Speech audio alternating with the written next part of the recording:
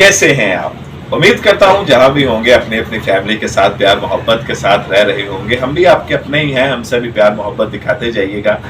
Channel को subscribe कीजिएगा, video को लाइक कीजिएगा और कमेंट बॉक्स में अपना कमेंट जरूर कीजिएगा। आज की वीडियो बड़ी दिलचस्प है। प्राण जो ऐसे विलन रहे हैं जिनसे ये लोग नफरत भी बड़ी करते रहे हैं और आखिर में इनसे मोहब्बत भी बड़ी की है, और इतनी मोहब्बत की है कि पूरी कास्ट जो क्रेडिट आता था उसके एंड में एक लफ्ज लिखा होता था, एंड प्राण। और प्राण को ही लोग देखना चाहते थे। और प्राण को जब वो सड़क से जा रहे होते थे लोग उसको लुच्चा, लफंगा, गुंडा, 420 मालूम क्या क्या कुछ कहते थे। और प्राण इन बातों से गुस्सा नहीं होते थे और कहते थे कि ये मेरी अदाकारी की, ये मेरे कैरेक्टर की बेपज़ाराई है, यही मेरी तारीफ है। अदाकार प्राण कभी भी अदाकार नहीं बनना चाहते थे। विलन तो दूर की बात, वो तो हीरो भी नहीं बनना चाहते थे। उन्होंने मैट्रिक किया और मैट्रिक के बाद वो फोटोग्राफर बनना चाहते थे।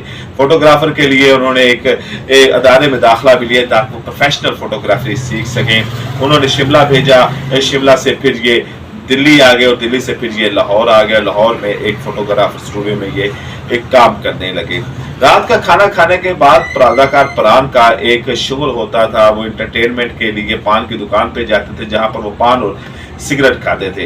एक दिन ऐसी ही एक रात थी और वो निकले, खाना खा के, रात का खाना खा के निकले और पान की दुकान पर पहुंचे। वहां पर उन्होंने अपने मखसूस स्टाइल में सिगरेट पीना शुरू किया। और जब वहां पर वो सिगरेट पी रहे थे तो कुदरत का करना कुछ ऐसा हुआ कि वहां पर वली मोहम्मद वली पंजाबी फिल्मों के एक बड़े लेखक, एक बड़े राइटर भी वहां पर मौजूद थे जो वहां से सिगरेट खरीद रहे थे। उन्होंने जब प्राण को देखा कि एक नौजवान एक मखसूस स्टाइल में दिलचस्प अंदाज में सिगरेट पी रहा है और धुएं के छल्ले बना रहा है, तो उन्होंने प्राण के साथ बात की कि उन्होंने अपने आप बताया कि मैं ऐसे वली मोहम्मद वली हूँ, पंजाबी फिल्मों का लखारी हूँ, और तुम्हारे जिस तरह का तुम्हारा गेटअप है, जिस तरह का तुम्हारा करैक्टर है, ऐसे ही हमें करैक्टर तलाश है। उन्होंने अपना ड्रेस दिया और कहा कल तुम वहां पर पहुंच जाना। बहरहाल प्राण ने वो बात नजरअंदाज कर दी। वो वली मोहम्मद वली से मिले नहीं गए। कुछ दिनों बाद वो फिल्म देखने गए और फिल्म में वहीं पर मुलाकात उनकी वली मोहम्मद वली से हो गई। वली मोहम्मद वली ने प्राण को बड़ा डांटा और कहा कि कैसे इंसान हो तुम, तुम्हें मौका मिला है, तुम ज़ाया कर रहे हो, ये है वो है, तुम्हें अपना ड्रेस दो, कल मैं पिकअप मैं खुद करूंगा और तुम्हारी मुलाकात करवाऊंगा प्रोड्यूसर से ताकि वली मोहम्मद वली को। वली मोहम्मद वली अगले दिन कार लेकर पहुंचे, प्राण को लेकर प्रोड्यूसर के सामने बैठ गए और बताया कि ये लड़का है, ऐसे साइन हो गया। और 1940 में वो फिल्म आई और फिल्म क्या थी, यमला जट। नूरजहां, अदाकार नूरजहां, पाकिस्तान की एक मशहूर गुलकारा थी नूरजहां। वो प्राण के साथ उन्होंने उस पर काम किया और यहीं से उनके प्राण की अदाकारी शुरू हो गई। और उससे पहले ना कोई फैमिली बैकग्राउंड, ना कोई और मसला मसाइल, लेकिन यहाँ पर उनकी जो थी वो एक अलग छवि नजर आई प्राण की मैडम नूरजहां के साथ। फिर आगे एक फिल्म और बनी, खानदान बनी, ठीक है। उनके नूरजहां के ये जो शोहर थे शौक साइंस भी उन्होंने बनाई, प्राण ने यहाँ पर लीड रोल किया।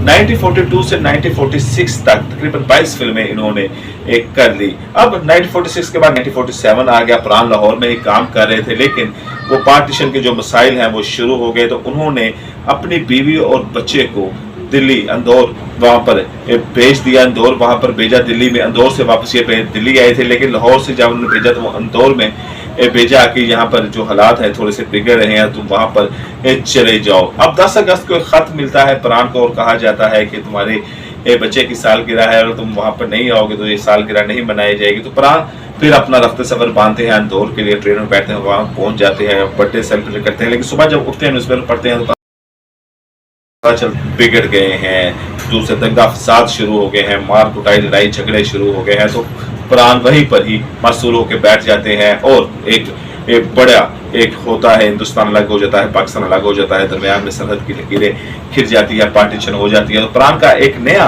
वो यानी समय जन्म होता है। वहां से दिल्ली आते हैं, ताजमहल के होटल में कमरा किराए पर लेते हैं, जमा पूंजी खर्च हो जाती है, काम मिल नहीं रहा, बड़े लंबा स्ट्रगल वो कर रहे हैं, सर्वाइव कर रहे हैं। फिर आहिस्ता आहिस्ता इनको काम मिलना शुरू होता है। इसमें सबसे मेन किरदार अदा किया था वो सादत हसन मिंटू ने किया था, जो उनके पुराने दोस्त थे। उन्होंने शहीद लतीफ को इनके भेजा उनके पास, उन्होंने फिल्म में साइन कर लिया जिद्दी, और वहां पर भी प्राण ने अपनी छवि छोड़ दी। यहाँ से प्राण का एक स्ट्रगल शुरू हो गया। लेकिन प्राण वो शख्स था कि जब वो विलन के रोल में रहे तो हर शख्स उनसे नफरत करता था।